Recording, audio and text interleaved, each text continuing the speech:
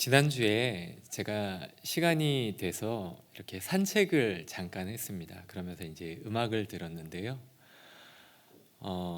제가 영어를 잘하는 것도 아닌데 한 흑인 가수가 이렇게 부르는 노래를 듣고 이렇게 걷고 있었습니다. 이 가을의 마법인 것 같습니다. 사람이 센치해지면서 갑자기 막 이 음악에 영어로 된 가사가 막 들려오더라고요. 그 가사의 내용이 이미 지나간 일은 흘러간 강물처럼 그렇게 잃어버리라는 그런 가사의 내용이었습니다. 한참 동안 그 음악을 이렇게 들으면서 걸었는데 가만히 생각을 해보니 정신을 차리고 생각을 해보니까 내가 가을을 타고 있구나 그런 생각이 들었습니다. 인생의 지혜 중에 하나가 잊어야 할 것은 잊어버리고 기억해야 할 것은 기억하는 것, 그것이 인생을 살아가는 데 있어서 가장 중요한 지혜 중에 하나가 아닐까 그런 생각을 해봅니다.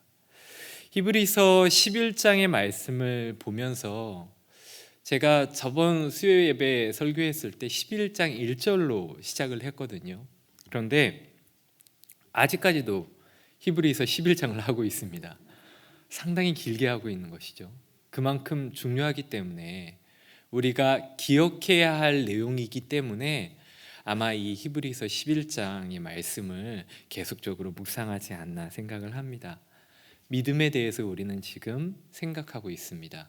이 믿음이 하나님 앞에 구원받는 가장 중요한 요소, 또 구원받는 그러한 방법, 이 믿음으로 말미암아 우리는 의롭다함을 받을 수 있고 하나님 앞에 나아갈 수 있는, 그 믿음의 중요성 때문에 아무래도 11장에는 믿음에 대한 믿음의 삶을 살았던 여러 명의 인물이 등장하고, 우리는 그 인물들의 삶을 보면서 믿음이 무엇인가, 그리고 나는 어떻게 살아야 할 것인가를 계속해서 생각하고 있는 것이 아닌가, 그렇게 11장을 바라보면서 묵상하고 있습니다.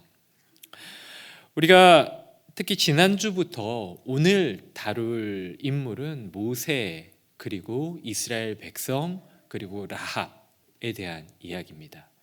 동일하게 믿음이라는 주제를 가지고 이들의 삶을 바라보려고 합니다. 지난주 본문과 조금 겹칠 수밖에 없는 것 같습니다. 모세에 대한 이야기를 하려다 보니까. 지난주에 우리 신교성 목사님께서 설교 중에 모세의 부모가 모세를 살린 것은 하나님 그리고 바로 이 두 중에 어느 누구의 말을 순종했는가에 따라서 그 모세를 살리고 살리지 않을 수 있었다라는 이야기를 했었습니다. 말씀을 전해 주셨습니다. 여러분 기억나시죠? 예, 기억 안 나셔도 괜찮습니다. 그래야 계속 제가 설교할 수 있으니까요. 즉 누가 진짜 하나님인가에 대한 확실한 인식 가운데 모세가 구함을 받았다라는 것이죠. 모세가 살아난 것이 그의 부모의 믿음의 행동, 바로의 명령이 아닌 하나님을 믿는 믿음에 따른 결심과 행동 때문이었다라는 것을 지난주 본문을 통해서 보았습니다. 그리고 모세는 자신의 부모가 그랬던 것처럼 자신의 믿음에 따른 결심을 하고 행동으로 옮기게 되는데, 모세는 애굽의 왕실이 아닌 하나님의 백성과 함께하기로 결단하였습니다. 선택, 어떻게 보면 이 선택이라고도 볼 수 있는데, 이 선택이라는 표현을 쓰다 보니까 우리가 마치 하나님을 선택한 것과 같은 그러한 느낌을 받으실 수도 있는데, 지금 제가 여기서 말씀드리는 선택은 하나님을 신뢰하는 믿음을 가지고 자신이 어떠한 길을 갈지를 선택하는 것에 대한 이야기를 하는 것입니다. 분명 하나님께서 우리를 전적으로 선택해 주셨습니다. 하나님께서 우리를 받아주시지 않으면, 우리를 택하여 주시지 않으면 우리는 하나님 앞에 나아갈 수가 없는 자들입니다. 그렇게 하나님께서 우리를 초청하여 주시고 불러주셨다면, 이제 우리가 믿음으로 결단하고 어떤 삶을 살아가야 할지는 우리가 선택해야 하는 것입니다. 난 믿음에 따라 이 길을 선택했어. 난 이 길을 가기로 결심했어. 라는 의미의 선택이라는 것이죠. 모세는 이스라엘 백성들과 함께 하는 길, 그 삶을 선택했던 것입니다. 그가 이러한 선택을 한 이유는 성경에 보면 이렇게 설명을 하고 있습니다. 오늘 본문의 앞 구절인 25절의 말씀입니다. 도리어 하나님의 백성과 함께 고난받기를 잠시 죄악의 낙을 누리는 것보다 더 좋아하고, 지난주 본문인데요, 모세가 이러한 믿음의 선택을 하였던 이유는 애굽에서의 삶이 잠시 죄악의 낙을 누리는 것이라고 규정하였기 때문입니다. 애굽은 하나님을 모르는 악이 만연한 제국이었습니다. 그래서 모세가 애굽에 남아서 왕자 또는 왕으로서 왕궁에서 보내는 인생, 이 인생이 성경이 보기에는, 히브리서 기자가 보기에는 죄악의 낙을 취하는 것이라고 판단하고 있는 것입니다. 그리고 권력에 의한 세상적인 즐거움은 잠시 있다가 사라질 것이다 라고 그렇게 이야기하고 있습니다.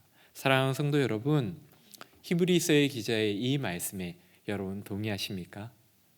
세상은 정말 잠시 있다가 사라지는 것입니까? 여러분은 잠시를 살아가고 있는 것입니까? 아멘이 잘 나오지 않으시죠? 여러분, 이러한 입장에서 히브리서가 이야기하는 것, 이 세상의 것이 잠시다. 모세가 왕궁에 남아있지 않은 것이, 그 왕궁에서 세상의 낙을 누리는 것이 악이다, 악한 것이다, 바르지 못한 것이다 라고 이야기하는 것이 바로 믿음에 의한 관점입니다. 어떻게 지금 내가 살고 있는 세상이 잠시 누리는 것이라고 생각할 수 있겠습니까? 눈에 보이는 것, 만져지는 것, 내가 당장 느끼고 있는 이 세상이 어떻게 잠시 살다가 가는 곳이라고 그렇게 이야기하고 생각할 수 있겠습니까? 그런데 성경은 우리에게 이렇게 이야기하고 생각해야 한다. 이것이 믿음이다 라고 말씀하고 있는 것입니다. 히브리서에 사용된 이 잠시라는 단어에 대해서 제가 조금 더 이야기를 한번 해보겠습니다. 이 잠시라는 단어는 헬라어로 프로스카이로스라는 단어입니다. 제가 이 단어를 설명하기 위해서 예를 하나 들겠습니다. 신학교 1학년 때에 제가 첫 번째 신앙사경회를 갔었습니다. 그 신앙사경회 첫 저녁 집회를 저는 지금도 생생하게 기억을 합니다. 왜냐하면 그때 말씀을 듣고 제 동기 한 명이 키가 2m가 조금 넘는 친구가 있습니다. 몸무게가 110kg가 조금 넘고요. 그런데 그 친구가 지금 이제 그 목사로서 이렇게 사역을 하고 있는데, 같이 이제 신학교 동기였는데, 그 친구가 그 저녁 집회 때 말씀을 듣고 회개를 하는데 얼마나 강력하게 회개를 하는지, 2m 넘는 친구가 무릎을 꿇고 앉아가지고 두 손을 이렇게 하늘로 들었다가 땅바닥을 치면서 이걸 계속하면서 엉엉 우는 겁니다. 여러분 상상을 해보십시오. 제 앞에 2m 넘는 사람이 엉 그러면서 온몸을 그렇게 땅바닥을 치면서 퍽퍽 소리가 나도록 이렇게 회개를 하는 겁니다. 그런데 그때 분위기가 다 그랬습니다. 진짜. 그때 주 강사로 오신 분이 그 모퉁이돌이라는 그 북한 선교회, 여러분 혹시 아실지는 모르겠습니다. 그 북한 선교회 그 모퉁이돌의 대표셨는데, 그분이 이제 북한이 이러한 상황에서 지금 신앙생활을 하고 있다 하면서 한 예를 말씀해 주셨습니다. 한 그 아들과 어머니가 예배를 드리다가 잡혀갑니다. 잡혀가서 이제 끝까지 신앙을 부인하지 않으니까 이제 그 처형을 당할 위기에 처한 거죠. 눈을 가리우고 이제 총으로 죽게 된 그런 상황 가운데 빠졌는데, 아들이 엄마 나 너무 무서워요. 엄마 우리 지금이라도 그냥 풀려나면 안 될까? 막 이런 식으로 얘기를 했던 것 같습니다. 그러자 이 엄마가 아들한테 그렇게 이야기를 했다고 합니다. 아들아, 잠깐만 참자. 잠깐만 참으면 예수님께서 우리를 맞아주실 거야. 이 이야기를 듣고 우리가 그때 그렇게 많이 울었습니다. 히브리서에서 지금 이야기하고 있는 잠시라는 단어는요, 이런 느낌인 거예요. 잠시. 이 세상에서 너무너무 어렵고 고통스러운데 잠깐 이 고통을 견뎌내면, 잠시 견뎌내면 하나님께서 이전에 경험하지 못했던 영원한 그러한 하나님의 나라 가운데 인도하실 거라는 그러한 믿음으로써 이 히브리서의 이 잠시라는 단어가 그 당시 1세기 유대인들 사이에 쓰였던 그런 단어라고 합니다. 그래서 히브리서 저자가 모세가 잠시 동안 인간의 정욕적인 것을 포기하고 영원한 하나님의 나라를 본 것처럼 우리 그리스도인들도 잠시 동안인 세상에 휩쓸리지 않고 믿음을 굳게 하라고 말씀하고 있는 것이 바로 히브리서 11장 25절의 의미입니다. 모세는 그의 믿음에 따른 선택을 하였습니다. 잠시 동안이며 일시적인 세상의 낙을 포기하고 하나님의 편에 서서 받는 고난이 더 가치 있다라고 판단을 했던 것이고, 그래서 그것을 선택한 것이었습니다. 그러나 히브리서의 말씀처럼 그가 하나님 편에 서기로 선택했을 때 닥쳐오는 상황들, 그것이 그리 녹록하지 않았습니다.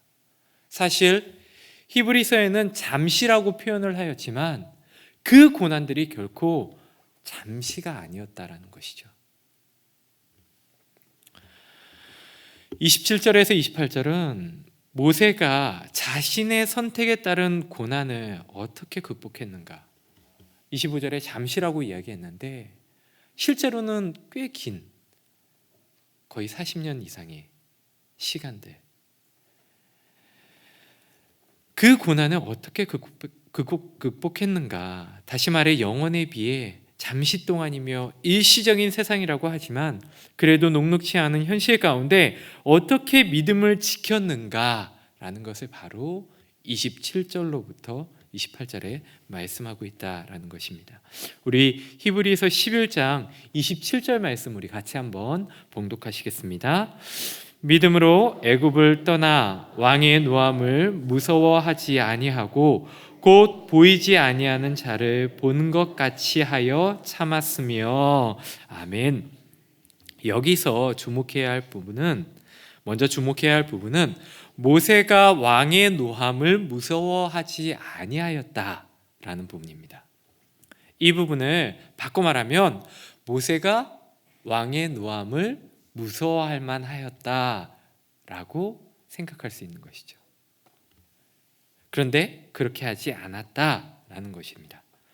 애굽은 당시 엄청난 힘을 가진 대제국이었습니다. 그리고 애굽의 왕 파라오는 엄청난 권력을 가진 자였습니다. 애굽의 왕궁에서 자란 모세는 애굽의 왕이 얼마나 큰 힘을 가지고 있는지 누구보다도 잘 알았을 것입니다. 그런데 모세는 과거에 애굽의 관리를 쳐 죽였습니다. 그건 애굽의 공권력에 대항하는 행위였고 왕에게 대항하는 행위였습니다. 게다가 이제는 애굽의 노예로 있는 수많은 이스라엘 백성들을 애굽의 왕의 손아귀로부터 끌어내야 하는 상황입니다. 이것은 애굽의 왕을 대항하는 명백한 행위인 것입니다. 그러므로 모세가 애굽의 왕을 두려워할 수밖에 없는 상황이었고 그가 가진 두려움은 정말로 당연한 것이었습니다. 그런데 성경은 모세는 왕의 노함, 즉 분노를 두려워하지 않았다라고 말씀하고 있습니다. 왕의 분노를 두려워하지 않았다. 사실 모세의 인생을 보면 왕궁에서 40년을 보내고 그 이후에 40년은 애굽으로부터 도망쳐서 광야에서 생활하였습니다. 이 40년, 광야에서 40년의 시기는 여러분 두려움의 시간이었습니다. 애굽의 왕이 혹시 나를 헤아려 오지 않을까, 그렇게 떨면서 지냈던 시간이 40년이었습니다. 왕자였던 그가 목숨의 위협을 느껴서 도망했던 시간, 두려움 가운데 40년을 지냈던 모세가 어떻게 이 40년의 두려움의 세월을 극복할 수 있단 말입니까? 그런데 이어지는 구절에서 말씀하고 있습니다. 27절의 그 뒷부분을 보면 곧 보이지 아니하는 자를 보는 것 같이 하여 참았으며. 우리 이 부분 같이 한번 읽어보실까요? 자, 시작. 곧 보이지 아니하는 자를 보는 것 같이 하여 참았으며. 아멘. 여기에 모세가 40년의 두려움의 세월을 날려버릴 수 있었던 비결이 숨어 있습니다.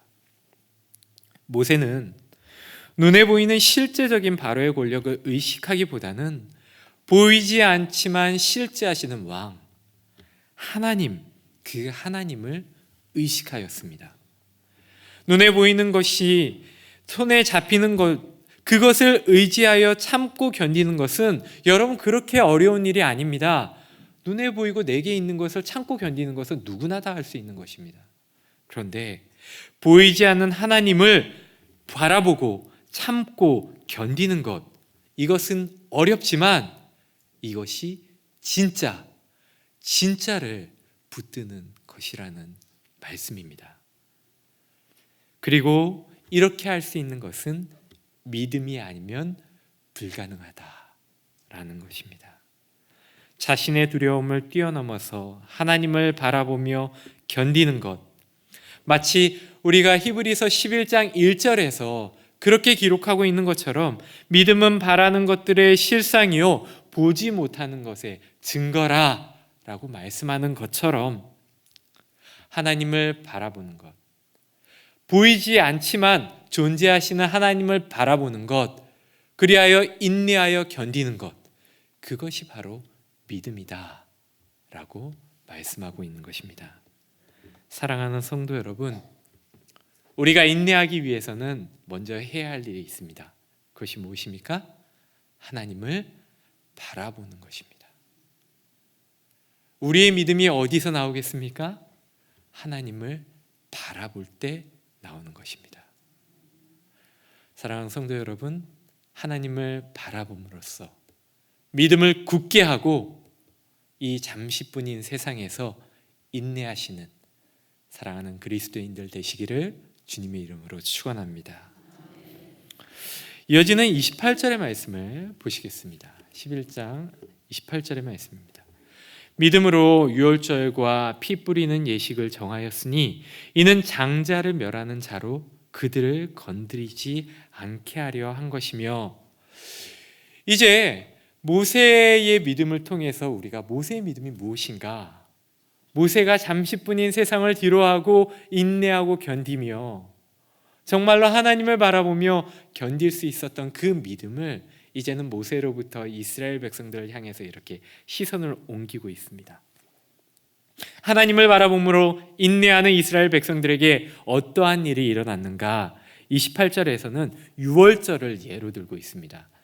여러분, 유월절은 우리 이미 아시다시피 출애굽하기 마지막 10번째 재앙에서 유래가 되었습니다. 어린 양의 피를 바르고 그 안에 머무르는 자들을 제외한 나머지 사람들에게는 마지가 죽는 일을, 그 죽음의 재앙을 경험하였지만 하나님의 말씀을 믿고 의지하여서 어린 양의 피를 발랐을 때 그 죽음의 재앙은 그들을 넘어갔습니다. 그래서 이 유월절이 유래된 것이죠. 히브리서 기자는 이 사건이 믿음의 일이라고 말씀하고 있습니다. 이 유월절을 이스라엘 백성이 경험한 믿음의 또 하나의 일이라고 우리에게 소개하고 있는 것이죠. 왜냐하면 하나님의 말씀을 따라 순종하여 피를 바르는 행위 자체가 믿음의 행위라는 것입니다. 당시 어느 날 아무 이유 없이 자신의 집에 죽음의 그림자가 들이올 것이라고 생각하는 이는 아무도 없었습니다. 그런데 하나님의 말씀에 따라서 그 말씀을 믿을 때에 그 일이 진짜 닥쳤고 믿는 자에게는 그 죽음의 재앙이 넘어갔던 것입니다. 하나님의 말씀을 경외하는 자들은 하나님의 계획을 들을 수 있었습니다. 그리고 믿음으로 그 말씀에 응답하였을 때 하나님의 섭리 가운데 그들은 구원을 받을 수 있었고 하나님이 하시는 일을 목격할 수 있었던 것입니다. 그리고 믿음으로 그 말씀에 응답하고 순종하였을 때 무시무시한 사망의 그림자를 피할 수 있었다라는 것입니다.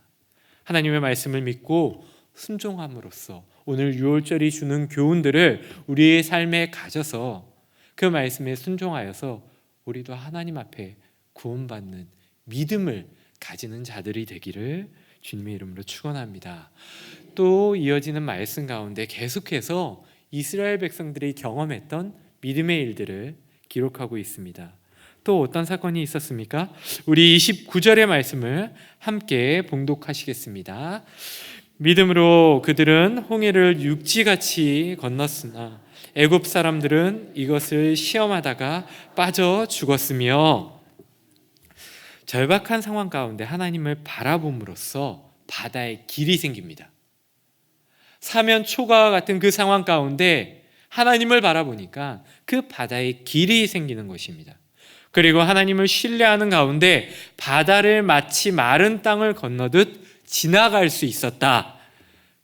그러나 하나님을 알지 못하는 애굽 사람들이 그것을 따라 행하였을 때 죽음을 당할 수밖에 없었다라고 성경은 기록하고 있습니다.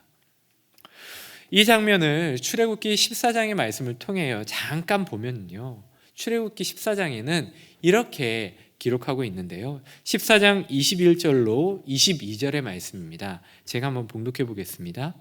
모세가 바다 위로 손을 내밀매 여호와께서 큰 동풍이 밤새도록 바닷물을 물러가게 하시니 물이 갈라져 바다가 마른 땅이 된지라. 이스라엘 자손이 바다 가운데를 육지로 걸어가고 물은 그들의 좌우에 벽이 되니. 하나님께서 역사하셨을 때 이스라엘 백성은 이 상황을 경험합니다. 밤새도록 바람이 불어서 홍해에 길이 생깁니다. 그 길은 완전히 마른 땅이 되고 그 옆으로는 물벽이 쌓입니다. 이것은 우리의 상상을 요합니다. 물론 우리가 이미 영화나 여러 애니메이션이나 그런 영상 매체를 통해서 여기에 대한 이야기들을 많이 이렇게 시각적으로 구현한 것들을 보았습니다.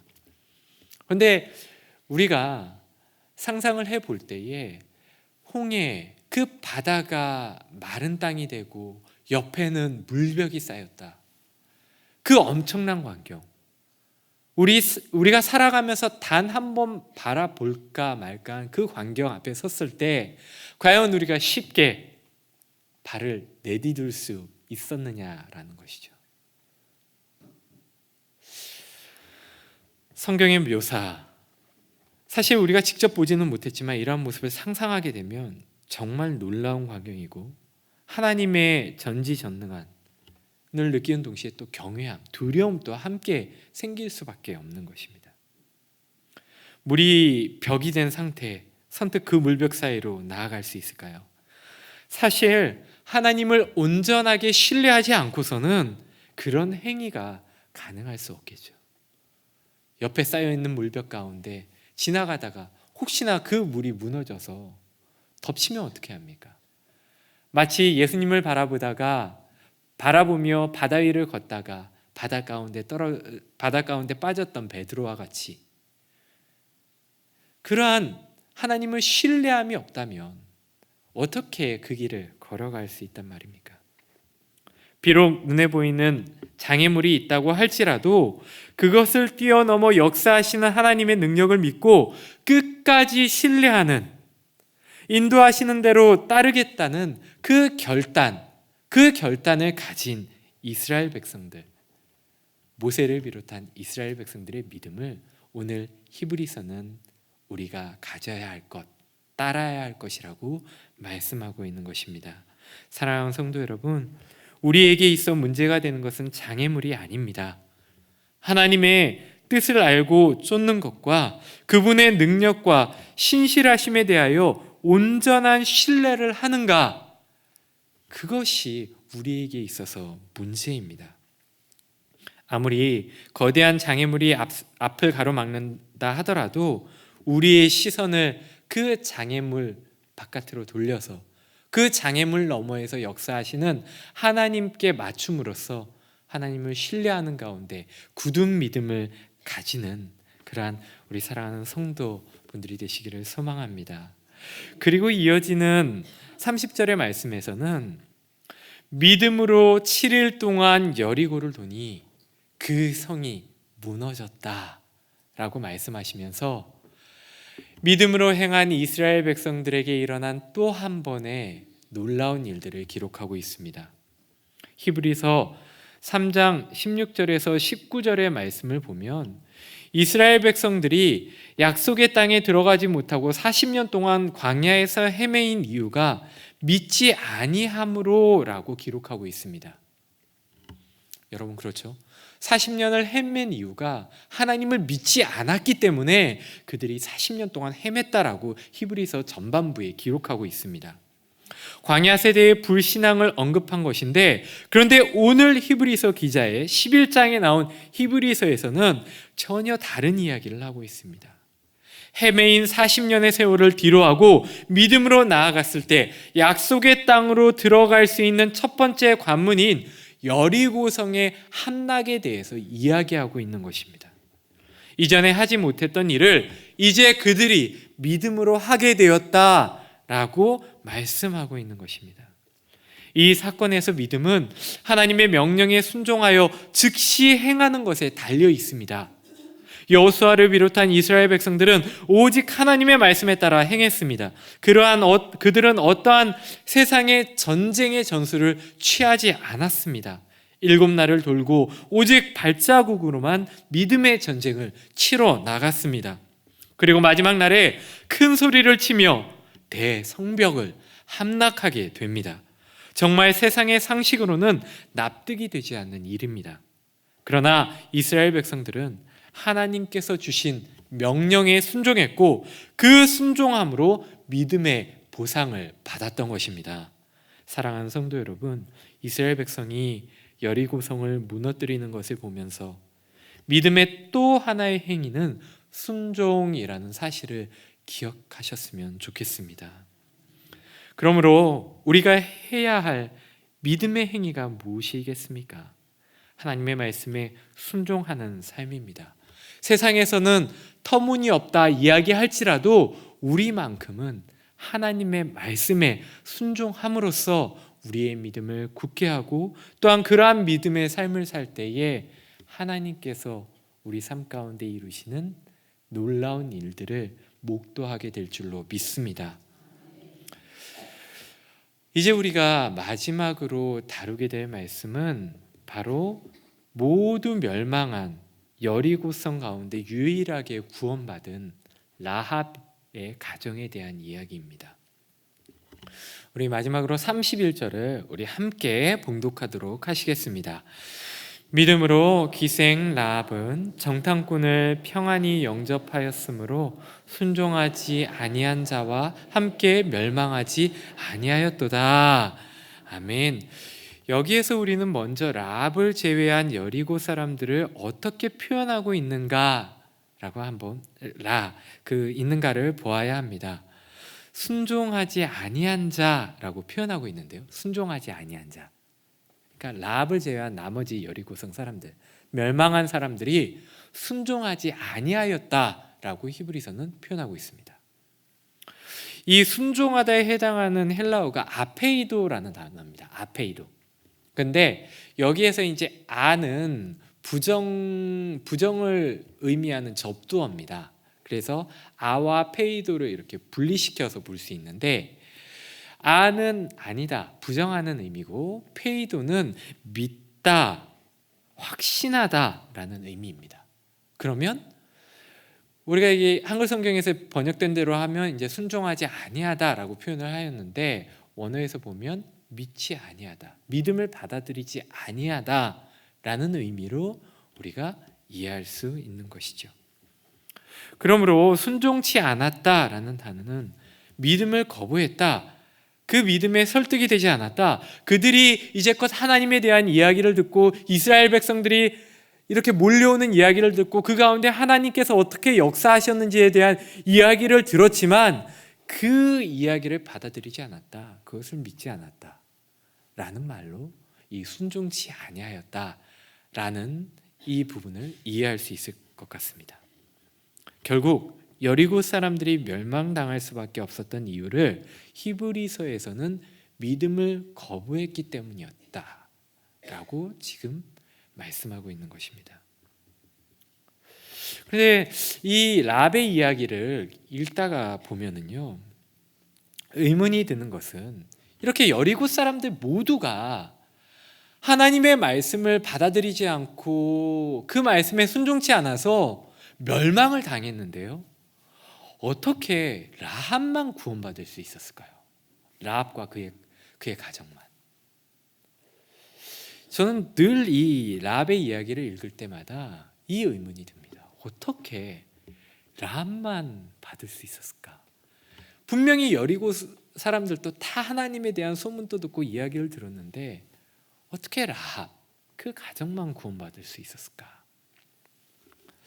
이 부분을 이제 마지막으로 여호수아 2장 9절에서 11절의 말씀을 통해서 우리가 한번 이 부분을 좀 보려고 합니다.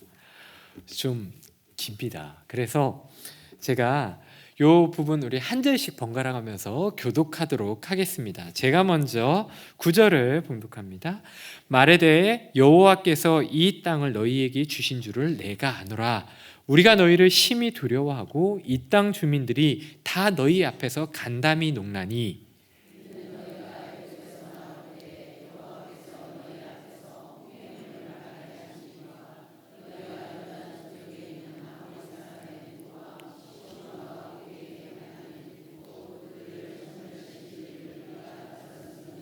함께 봉독하겠습니다.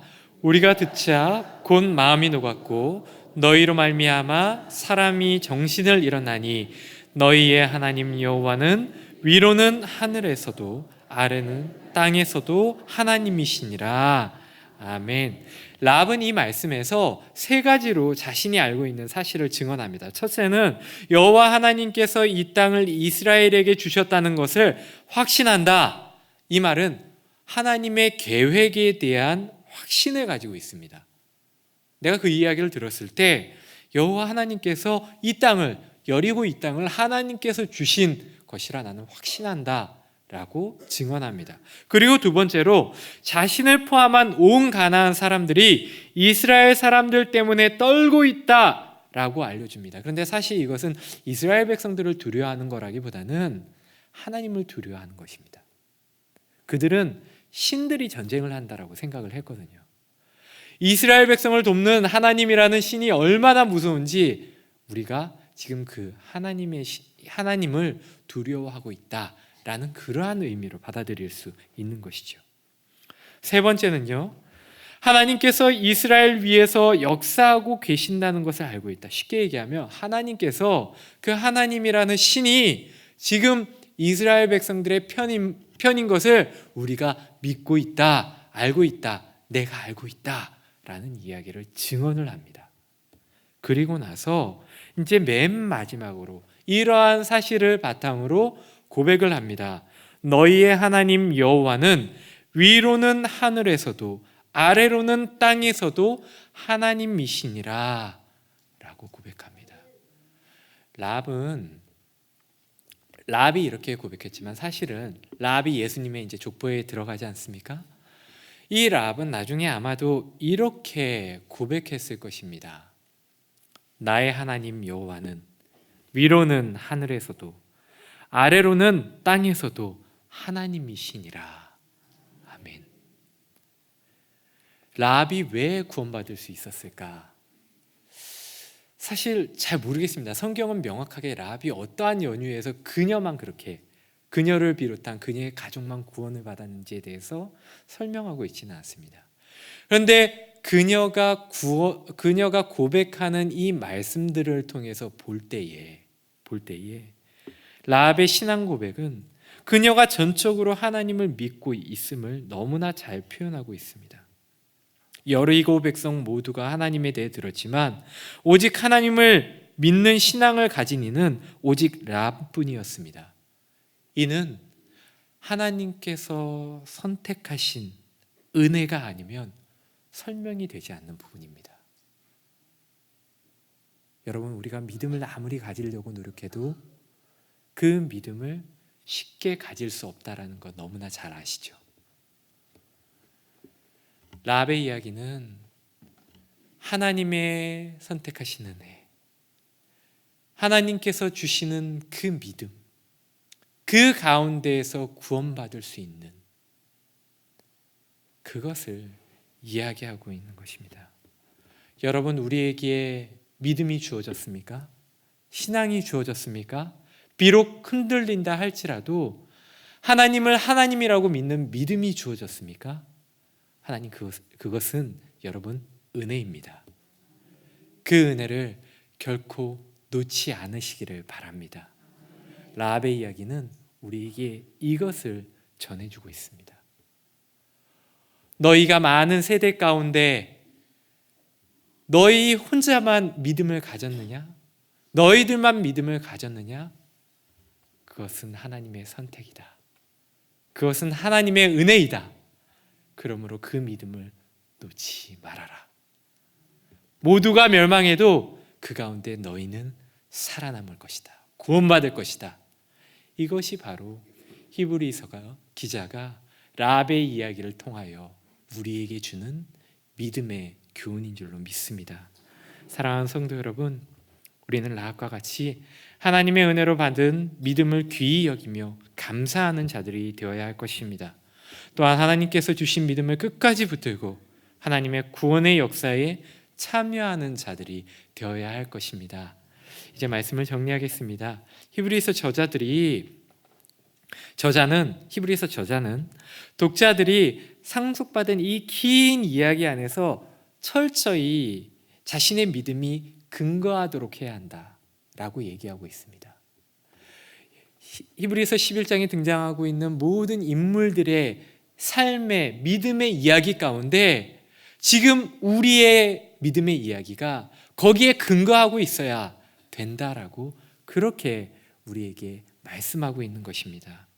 마치 우리가 가족 앨범을 보듯이 우리가 과거에 찍힌 가족의 앨범을 보면서 그분이 그랬지, 그분 참 좋은 분이야, 그분 참 존경할 분이야 라고 얘기하는 것처럼 우리가 그 가족 앨범을 보듯이 지금 성경의 인물들을 보면서 우리의 믿음이 그래야지, 우리가 그렇게 살아야지, 우리가 하나님을 놓지 말아야지, 결코 포기하지 말아야지, 그래 하나님은 우리와 함께 하셔, 그래 하나님은 우리를 끝까지 붙드실 거야 라고 그렇게 우리가 이 히브리서의 말씀을 읽으며 반응하기를 원한다라는 것입니다.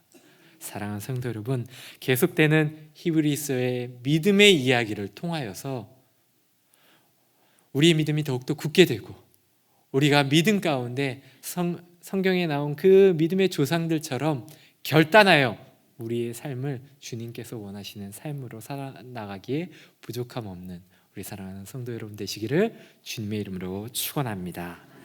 기도하시겠습니다. 하나님 아버지 감사합니다. 하나님, 히브리서의 말씀을 통하여 우리에게 믿음이 무엇인지, 또 우리가 어떻게 살아야 할 것인지, 또한 우리에게 주어진 이 믿음이 얼마나 우리에게 큰 은혜인지를 깨닫게 하셨습니다.